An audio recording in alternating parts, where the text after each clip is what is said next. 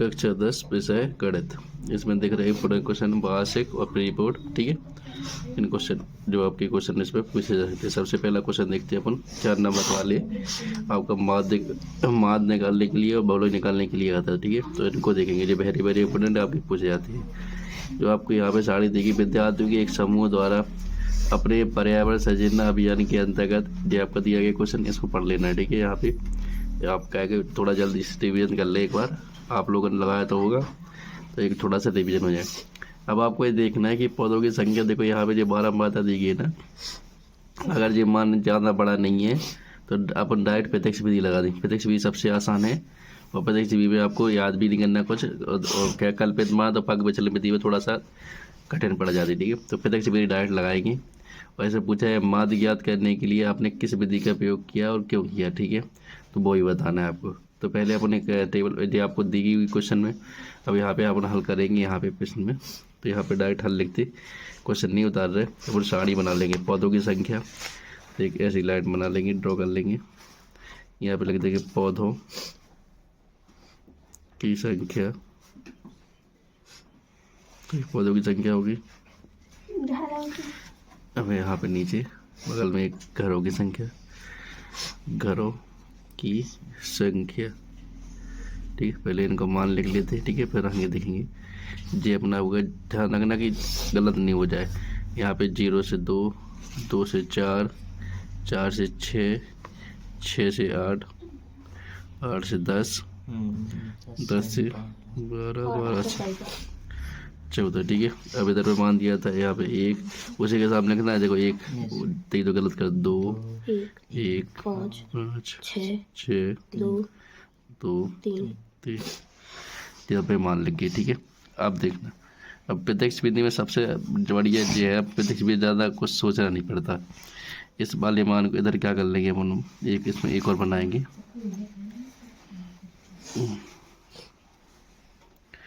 ठीक है, इसको क्या मान लेते हैं अपन, इधर पे f मान लेते। क्या मान लेते f, और इधर क्या मान लेते x। ठीक है, ठीक है, और इधर आ जाता है आपका इनका गुणा, f और x दोनों का गुणा आ जाता है। ठीक है, तो बीच में गुणा का चिन्ह लगाना हो तो लगा दी, तो वैसे साथ में लिख दे तो गुणाई में होंगे। ठीक है, जो हो जाएगा आपके इधर पे। ठीक है, अब इधर इसको आप कर दो साइन टेबल को बंद, इसको बंद कर दो। ठीक है, अब इसकी जरूरत नहीं है। ठीक है, फिर बाद में जरूरत पड़ेगी। देखो x का मान कैसे निकालते हैं, कैसे निकालते हैं x का मान, इन दोनों को जोड़ के 2 का भाग लगा देते हैं। ठीक है, कैसे करते हैं, इन दोनों को जोड़ देंगे। जैसे x का मान इधर निकाल के दिखा दें आपको, तो 0 + 2 बटे में 2 कितना आ जाएगा, 2 बटे 2 यानी 1 आ जाएगा। तो x का मान इधर क्या हो जाएगा, 1। अब इनको जोड़ेंगे इन दोनों को, तो x का मान 2 + 4 बटे में 2, तो कितना हो, 6 बटे 2 कितना आ जाएगा, 3 हो जाएगा। ठीक है, इसी प्रकार से जोड़ते जाना। तो आप देख लेना इनके बीच में अंतर कितने का चल रहा है, तो आपको जो बार बार भाग नहीं देना, 2 का चल रहा तो बस 2 का अंतर चल जाएगा। 3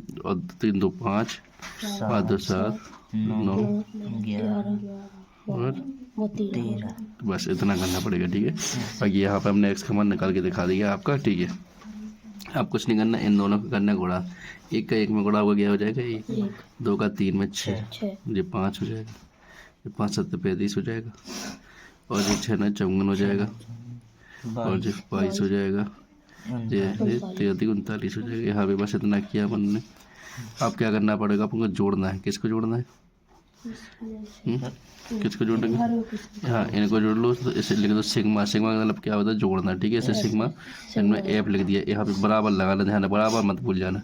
इनको जोड़ दो तो जुड़ जाएंगे। देखो 3 2 5, सॉरी 3 4 9 9 6 15 2 17 और 3 20, यहाँ पे आ जाएगी 20। अब इनको जोड़ दो तो सिग्मा लिख दो यहाँ पे, f और x कितना हो जाएगा, इनको जोड़ दो। जगह नहीं मिला तो थोड़ा नीचे भी ले सकते हो, थोड़ा बड़ा बनाना था, तो जोड़ दो इनको। कितना हो जाएगा अपना, 6 7 5 12 ऐसे डिस्टर्ब हो जाए। इनको जोड़ 9 10 11 11 4 15 15 5 20 20 और 5 25 25 और 6 31 32 32 के 2 हाथ लें 3 3 2 5 5 10 10 और 3 13 और 3 13 165 आ जाएगी। ठीक है, अब आपको जैसे जोड़ा ढूंढ लेना। ठीक है, अब इसका फॉर्मूला क्या होता है, इसको यहाँ पे दिखाने की जरूरत, तो अब यहाँ लिख देंगे पर माध्य बराबर। ठीक है, इसको दिखाने की जरूरत नहीं है, जो आपको बता दिया था। माध्य बराबर क्या हो जाएगा आपका, ठीक है। माध्य को ऐसे भी बताते, ठीक है। इससे ज्या लिख दिया माध्य बराबर अपना बराबर जब लगाना होती है सिग्मा, जो ये बड़ी बड़ी संख्या होती है ऊपर सिग्मा एफ एक्स बटे जे बड़ी संख्या ऊपर और छोटी वाले नीचे, ध्यान रखना अगर नहीं भूल जाओ वहाँ पेपर में तो सिग्मा एफ। तो अब यहाँ पे मान रख दो बराबर जब लगाना जो इसके बराबर में चल रहा, आप लोग बराबर छोड़ते हो 162 बटे 20, ठीक है। यहाँ पे भाग लगा लोगे, अगर ऐसे भाग करते नहीं बनता तो इधर भाग कर लो 20, इधर 162, इधर देख लो, अरे इधर देख लो, लड़ो मत। अब इसका भाग लगाओ इसमें, अगर ऐसे तो कहते 2 अट्ठे 16, 8 का चला जाएगा, 8 दूनी 16 कितना आ जाएगा 100। अब 2 बच्चे के कट जाएगा दशमलव, अब यहाँ पे 0 आ जाएगा, तो 20 से कम 20। यहाँ पे 8.01 लिख सकते हो, 8.1 भी लिख सकते हो, कोई जरूरत नहीं, ठीक है। जो आपको लिखना हो 8.01 लिख सकते हो, या आप क्या लिख सकते हो 8.1, ठीक है। अब दोनों आपका एक ही है, ठीक है, क्योंकि आपका कट गया, ठीक है, इस वजह से। तो आपका ये आंसर हो जाएगा। इस प्रकार से 100% ये क्वेश्चन आपको पेपर में देखने को मिलेगा 100%। आप अब उन्होंने क्या बोला था कि आपको ये बताना है कि आप माध्य ज्ञात करने के लिए आप किस विधि का उपयोग कर रहे हैं, क्यों कर रहे हैं। यहाँ पे क्या लिख देंगे कि जो दिए गए मान है बारंबारता के छोटे हैं, इसलिए हम किस विधि का उपयोग कर रहे हैं, प्रत्यक्ष विधि। यहाँ पे लिख देंगे, यहाँ जो भी आपको लिखना है, यहाँ दी गई बारंबारता, या यहाँ सीधे ये नहीं लिखना, तब लिख यहाँ दिए गए मान, हाँ जो छोड़ दो, यहाँ पे जे सही रहेगा। यहाँ दिए गए मान, जैसे क्या है थोड़ा तो समझ में आ पाए, दिए गए मान छोटे हैं, इसलिए कौन सी विधि का उपयोग किया है, इसलिए प्रत्यक्ष विधि का उपयोग किया। बस इतना आपको लिखना पड़ेगा का उपयोग किया, ठीक है, ठीक है। क्वेश्चन 100% आएगा, ध्यान रखना, तो आपको ध्यान से। अब यहाँ पे एक बहुलक देख लो, इसका तमाम बहुलक पूछा था, ठीक है। अब यहाँ आपका ये बहुलक जे भी आपका 100% आता है, अथवा में रहती दूर, या तो इसको कर लो या उसको कर लो, ठीक है। तो इसको हम थोड़ा सा जल्दी से समझा देते, ठीक है। ऐसी इसकी हम सारणी ऐसी बनाते, क्योंकि इसमें आप उनको कुछ करना नहीं है, तो ऐसी पेपर लिख देते, यहाँ पे लिख देंगे। अब आपको क्वेश्चन पढ़ लेना है, इतना टाइम नहीं है, अपना पढ़ ले, ठीक है। तो यहाँ पे लिख देंगे जीवन काल, यहाँ पे लिख देंगे जीवन काल, ठीक है, घंटों में लिख देना, घंटों में, ठीक है। अब यहाँ पे लिख देंगे बारंबारता, ठीक है, बारंबारता लिख देंगे, ठीक है। 0 से 20, यहाँ पे 20 से 10, लिखने में गलत मत कर देना, क्योंकि गलत कर देते तो गड़बड़ हो जाती है। 35 आप तो हम वैसे भी बता चुके हैं, वैसी साड़ी बनाने, ठीक है, वैसे भी बता चुके हैं ना, तो आपको जैसे बनाना है वैसे। यहाँ पे जल्दी की वजह से, क्योंकि देखो कुछ क्वेश्चन माध्य में काफ़ी टाइम चला गया था अपना, तो यहाँ थोड़ा जल्दी हो जाए, ठीक है। 161 है ना, अरे नहीं बेटा कर लो, 38 है, देख बिल्कुल ध्यान रखना है लिखते समय, जो गलत हो जाए 100 से 120, ठीक है। क्योंकि इसमें आप लोग क्या जरूरत नहीं है, इसमें आपको वो जोड़ना नहीं है ना, इसमें आपको बस मान निकालने। कैसे मान निकालने, सबसे बड़ा मान देखना है, सबसे बड़ा मान किसका है 100, तो ये सबसे बड़ा मान क्या हो जाता है आपका F1 का, ठीक है। अब F1 का हो जाएगा आपका, ठीक है। अब देखो बेटा, बिल्कुल F की बन के 0 इस साइड आ जाएगा, इस साइड आएगा, मतलब अपन गिनती लिखते हैं तो 0 1 2 ऐसे लिखते हैं ना, तो F1 का मान ये है, तो F0 का मान किधर आएगा, जी आएगा कि नहीं आएगा, और F2 का मान क्या आएगा, जी सामने आएगा कि नहीं आएगा। अब F1 के जो F1 का मान होता है ना, इसके जो नीचे वाली संख्या होती है, जे वाला नीचे बारंबारता, इसको क्या मान लेते हैं अपन, निम्न सीमा L मानते, क्या मानते L। और इनके जो बीच का अंतर चल रहा है, इनके बीच के समय किसका अंतर चल रहा है, 20 का, तो इसका मान H, वो क्या मान आ जाएगा अपने H का मान। यहाँ पे अपन बता देंगे, यहाँ क्या हो जाएगा, यहाँ पे लिख देंगे अपन F1 का मान कितना अपना 61, F0 का मान कितना है 52, अच्छा 52, अब पता नहीं अच्छा लगे। F2 का मान कितना है 38, ठीक है। और यहाँ L का मान कितना है 60, H का मान कितना है 20, ठीक है। ये अपने लिख दिए बस। अब यहाँ पे लिख देंगे बहुलक, अब बस सूत्र लगा दो, बहुलक L प्लस कोष्ठक के अंदर F1 माइनस F0 बटे 2F F1 या F2, F1 है कि F2 है? F1 ठीक है, माइनस F0 बस जिस टू आपको बिल्कुल ध्यान है, जी गुणा में है, जे वाला जी किसमें गुणा में, तो जी किसमें प्लस में, ध्यान रखना। चलो हम मान रख देते, एल का मान के 60, बिल्कुल प्लस लगा दिया। F1 का मान कितना है? F0 का मान कितना है? 52। F1 का मान 61 और F0 का मान 52 और F2 का मान कितने गुणा में कितने लिख देंगे अपन? H का मान 20। ठीक है, हटा लो यहाँ पे, बराबर चल रहा, ध्यान रखना बहुलक के, यहाँ बहुलक लिखते जाना आपको। ठीक है, 60 प्लस यहाँ कितना बचेगा जी? एक नहीं, 9 हाँ 9 बचेगा। बचे देखो, अब पहले इनको कर लो, जोड़ दीजिए। देखो J माइनस के और J माइनस के जोड़ दो, कितना गुणा कर दो, 2 6 दूनी 12, 2 6 दूनी 12, सही है बस। अब यहाँ पे जोड़ दो जी, 8 2 10 का 0, 5 और 3 8, 1 9, 90 हो जाएंगे ना। यहाँ पे कुछ लगा दो 20, अब इधर ले दो 60 प्लस जी कितने बचेंगे यहाँ पे? 2 जी, और यहाँ पे 9 10 की बाद 3 32 बचेंगे ना, 20। अब अगर जे और जे कट रहा है वो देखो, क्योंकि ये भाग में है ना, तो ये काट दें हम तो 10 बार 10 और ये 16 बार कट जाएंगे ना, तो 8 बार और ये 5 बार कट जाएंगे ना जी। समझ में आई कैसे काटने हैं? भाग में है ना, हम काटना बता चुके हैं आपको। इस प्लस अगर नहीं काटते तो आप सीधा गुणा करके भाग लगा देते। यहाँ पे छोटी संख्या मिलेगी 9 बटे में 8 और गुणा में कितने थे? 5। अब यहाँ पे क्या कर दो, 60 प्लस 45 और 45 में क्या लगा दो 8 का भाग, सीधे ही लगा दो 8 का भाग किसमें? 45 में। 45 में लगा दो, तो 8 5 40, 5 बचे दशमलव 50 हो जाएगा, 8 5 40, 40 कितने बचे? 10। ठीक है, मतलब 5 दशमलव 5 हाँ 6 बार में आ जाए। ठीक है, ठीक है, वो ठीक है, इतनी बार अब कट नहीं है जी। 8 6 48 कट रहे हैं, नहीं कट रहे ना, तो बस अपन के अंदर कर दो, यहाँ पे लिख दो इनकी जगह पे 60 प्लस 5.6 समथिंग, तो टोटल कितना आ जाएगा आपका? 65.6 समथिंग, ऐसे आंसर आ जाएगा। ठीक है, तो ये आपका दूसरा क्वेश्चन होगा। 100% का फॉर्मूला याद रखना और कैलकुलेशन में गड़बड़ मत करना है। ठीक है, तो ये आपका आने वाला है। अब आगे बढ़ते हैं। हमने जिस खाली क्षण बताया था याद हो पैराग्राफ पढ़ते समय, क्यों बताए थे? क्योंकि इससे खाली क्षण कई बार आए हैं, या एक शब्द में या 70 पूछे गए। सीधा पूछ लेता वो, किसी असंभव घटना की प्रायिकता क्या होती है? 0। जो असंभव वो कभी घटेगी क्या? नहीं घटेगी, असंभव तो 0 ही आएगा। किसी निश्चित घटना की प्रायिकता कितनी होती है? निश्चित तो एक ना एक तो होगी, निश्चित या पट, असंभव की बिल्कुल शून्य होगी। ठीक है, अगर लिखा है घटना ई की प्रायिकता प्लस घटना ई की नहीं की प्रायिकता कितनी होती है? 1।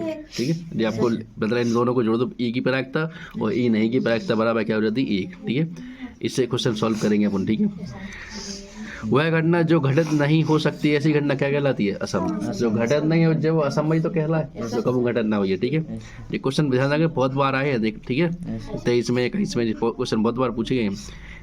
किसी प्रयोग की सभी प्रारंभिक घटनाओं की प्रायिकताओं योग 1 होता है। क्या होता है? हाँ, ये क्वेश्चन इतना इम्पोर्टेंट नहीं है जितने आपके ऊपर की। ठीक है जी, चलो अब आगे क्वेश्चन में चलते हैं। ठीक है, 2 खिलाड़ी संगीता और रेशमा टेनिस का एक मैच खेलते हैं। यह ज्ञात कि संगीता द्वारा मैच जीतने की प्रायिकता इतनी है, रेशमा की जीतने की प्रायिकता कितनी हो जाएगी? ठीक है, देखो ये क्वेश्चन काफ़ी बार आया है, 19 में 21 में 25 में। ठीक है, तो वह तो इम्पोर्टेंट क्वेश्चन है। चलो यहाँ पे हल करते हैं। देखो यहाँ पे पहले क्या लिख देंगे, दिया है, क्या दिया है इन्हें देखो क्या दिया है, संगीता द्वारा मैच जीतने की प्रायिकता। तो यहाँ पे लिखते संगीता की प्रायिकता लिख देंगे, या पूरा लिख दो आप, संगीता द्वारा मैच जीतने की प्रायिकता। लोग पूरे लिख दो आप, क्या थोड़ा टाइम नहीं था इसलिए लिख रहे थे। आपने किताब में सॉल्व करवा दिया तो आपको लिखना पड़ेगा, द्वारा मैच जीतने की प्रायिकता में प्रायिकता, क्योंकि वहाँ पे बराबर में लिख देंगे 0.62। अब किसकी पूछ रहा है? वो रेशमा की। ठीक है, रेशमा की प्रायिकता पूछ रहा है ना, तो रेशमा की प्रायिकता के निकालने के लिए अपन सबसे क्या लिख देंगे? अभी थोड़ी देर पहले अपन ने देखा था कि ई की प्रायिकता प्लस ई नहीं की प्रायिकता, यही था ना। तो यहाँ पे लिख देंगे कि रेशमा की प्रायिकता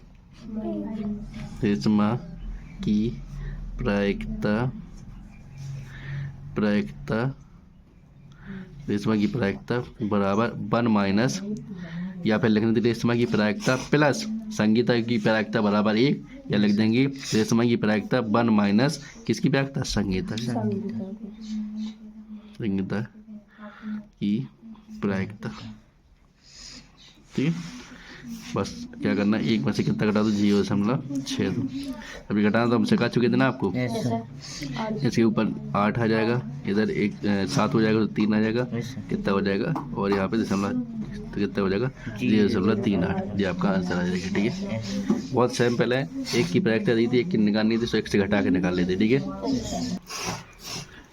बिंदु इतने और इतने के बीच की दूरी, ये काफ़ी बार पूछे हैं क्वेश्चन। ठीक है, इनको देखते हैं। इन्हें हल करने के लिए पहले देखो, सबसे पहले ये बिंदु दिए ना अपने 0 0, यहाँ पे दिया है, लिख लेना आप। ठीक है, लिख दे रहा दिया है, देखो यहाँ पे 36 और 5। ठीक है, ये होगा आपका x1 का मान, ये x2 का मान, ये y1 का, ये y2, ये तो पता है ना आपको। अब यहाँ पे क्या निकालना, दूरी निकालना है, तो दूरी बराबर क्या लिख देंगे अपन इधर, अंडर रूट के अंदर x2 माइनस x1 का whole square plus y2 minus y1 का होल स्क्वायर। कोष्टक के ऊपर चढ़ता है, इनका स्क्वायर ध्यान रखना, इनके सबके ऊपर कोष्टक के ऊपर लगे चलेगा। ठीक है, चलो अब रखेंगे इनका मान, इधर ही मान रख के आपको दिखा दे रहे। ठीक है, x2 का मान कितना है, 36 में से जाएगा 0, इसके ऊपर चढ़ जाएगा होल स्क्वायर, प्लस y2 का मान कितना है, 5, इसमें से जाएगा 0, इस पर क्या लग जाएगा, होल स्क्वायर। इसमें से घटना का काम तो है नहीं है, 36 का स्क्वायर हो जाना और 5 का स्क्वायर हो जाना, इसको खोल देना। ठीक है, चलो दूरी बराबर 36 का स्क्वायर हो जाएगा प्लस 5 का स्क्वायर हो जाएगा ना। अब इनको आपको खोलना आना चाहिए। ठीक है, 36 का कितना होता है और 5 का कितना होता है, ये आपको करना पड़ेगा। 36 का क्या हो जाएगा, 1296 और 5 का 25 हो जाएगा। ठीक है, इनको जोड़ लेना। अगर आपका रूट खोले तो खोल देना, नहीं तो फिर परेशान नहीं होना। 5 6 11 और 2 9 10 11 2 12 और 1 3 हो जाएगा, 13 31 13 कैसे, या किसी का रूट भी हो सकता है, या फिर आपको करके देखना है। ठीक है, हमने बता भी चुके हैं। इनको क्या करना है, गुणनखंड कर लेना। जितने गुणनखंड में जोड़े बन जाएंगे वो बाहर निकल आएगा। ठीक है, और नहीं समझ में आए तो इधर तक छोड़ देना। ठीक है, ये आपके पूछे जाते कई बार। ठीक है, ऐसे इस प्रकार से दूरी पूछ सकता है, तो निकाल लोगे आप क्या, x2 माइनस x1 लगा के होल स्क्वायर, ये बिल्कुल सेम रिजल्ट, x2 x1 का मान जो x2 का निकाल लोगे।